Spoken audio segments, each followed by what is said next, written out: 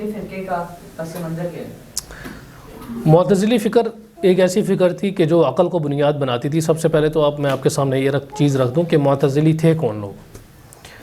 معتزلی وہ لوگ تھے کہ جو عقائد ہیں خصوصی طور پر تو عقائد کو اپنی عقل کے ذریعے حل کرنے کی کوشش کرتے تھے. اور کئی عقائد ایسے ہیں جو اسلام کے عقائد ہیں, دین کے عقائد ہیں, اس کے اندر انہوں نے اپنی عقل کے گھوڑے دوڑائے اور اس بنیاد پر انہوں نے کئی چیزیں, مثلا اللہ تعالیٰ کی جتنی بھی صفات ہیں, اللہ تعالیٰ کی ساری صفات کو انہوں نے یہ کہا کہ نہیں اس سے مراد یہ ہے, اس سے مراد یہ ہے. یعنی اللہ تعالیٰ کی جتنی بھی صفات ہیں اور جتنی بھی میٹا فزیکل چیزیں ہیں ان کو نیچرل فینومینا آف نیچر کے اندر لا کر انہوں نے بیان کیا. مثلا اللہ تعالیٰ کے ہاتھ سے مراد اللہ تعالیٰ کی قدرت ہے, اور اللہ تعالیٰ کی پنڈلی سے مراد یہ چیز ہے, اللہ تعالیٰ کی فلانی چیز سے مراد یہ چیز ہے, تقدیر سے مراد یہ چیز ہے. تو ان ساری چیزوں کو نیچرل فینومینا آف نیچر کے اندر لا کر انہوں نے جو نیچرل لاز ہیں اس کے اندر لا کر انہوں نے بیان کر دیا. حالانکہ اللہ تعالیٰ تو خود مسبب الاسباب ہے. تو معتزلی جو تھے وہ اس قسم کے لوگ تھے کہ جو عقل کو استعمال کرتے تھے قرآن مجید کی مجمل چیزوں کو حل کرنے میں, یا قرآن مجید کی متشابہات کو حل کرنے میں, یا قرآن مجید کے عقائد کو حل کرنے میں, یا جنرلی عقائد کو حل کرنے میں.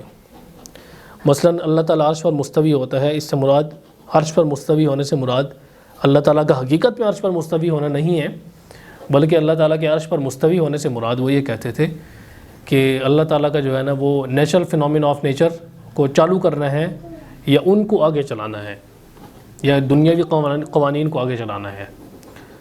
اور اسی طرح اللہ تعالیٰ کی جو حقیقت ہے اس کو وہ بس اس طریقے سے بیان کرتے تھے کہ اللہ تعالیٰ کی حقیقت مثلا ایک تخیلاتی بس مجسمے کے طور پر آپ کے سامنے رکھتے تھے وہ.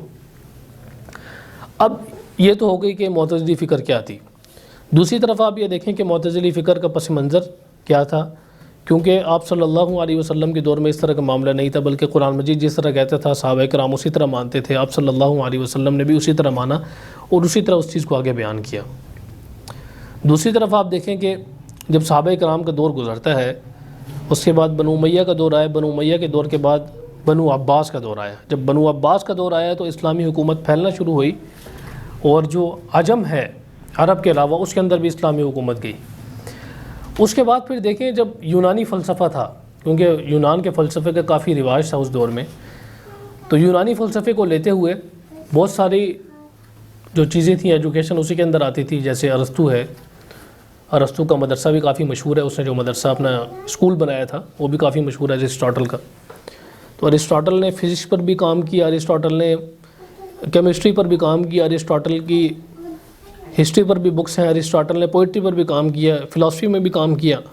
تو ارسطاٹل کی بہت ساری بکس ہیں. تو یعنی یونان جو تھا اس زمانے کا ایک ایسی ریاست تھی, ایسا ملک تھا کہ جس نے بہت ساری اس زمانے کی میں بہت سارے علوم پر کام کیا, اور مختلف علوم اسی سے آگے دوسری جگہ پر چلے.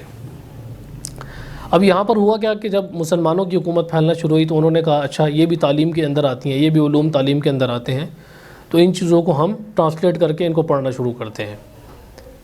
تو انہوں نے یونانی فلسفے کو اور یونانی علوم کو پڑھنا شروع کیا, اور مامون الرشید نے ایک ادارہ بنایا دارالترجمہ کے نام سے, یعنی ہاؤس آف ٹرانسلیشن.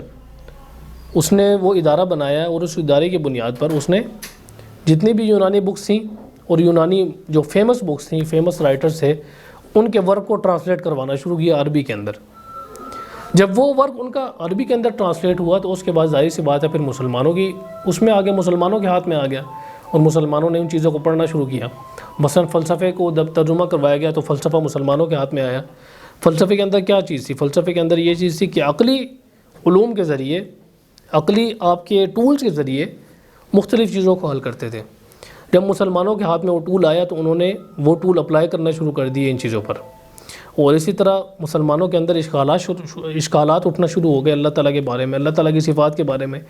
کیونکہ جب لوگ عقل کے زاویے سے سوچنا شروع کرتے ہیں تو پھر اس طرح کے اشکالات بھی سامنے آنے لگتے ہیں.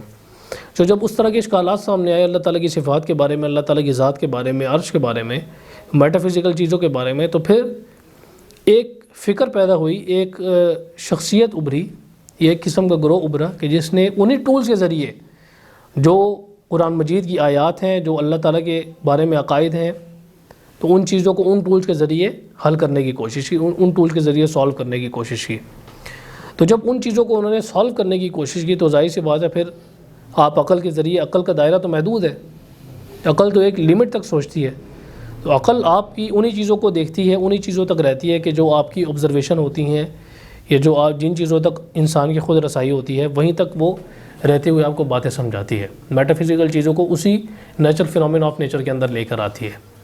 تو پھر انہوں نے یہ کام کرنا شروع کیا کہ جو اللہ تعالیٰ کی صفات ہیں, جو میٹا فزیکل چیزوں میں آتی ہیں, جو اللہ تعالیٰ کی ذات سے متعلق چیزیں ہیں, تو ان کو نیچرل فینومین آف نیچر کے اندر انہوں نے لانا شروع کر دیا عقل کے ذریعے.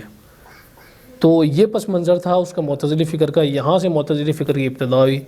پھر معتزلی فکر کے بعد اس کو کاؤنٹر کرنے کے لیے اشعری اور ماتریدی, یہ دوسری فکر سامنے ابھر کر آئی. انہوں نے پھر ان کو کاؤنٹر کیا اور ان کی جتنے بھی عقائد تھے, جتنی بھی چیزیں تھیں, انہی کے ٹولز کے ذریعے انہوں نے اس کو کاؤنٹر کیا. اور آج کے دور میں یہ دو بڑی چیزیں ایگزسٹ کرتی ہیں. ایک جو فکر ہے وہ اشعری فکر ہے, اور دوسری فکر ماتریدی فکر ہے. انشاءاللہ کسی اور موقع پر ان کو تفصیل سے ہم ڈسکس کریں گے.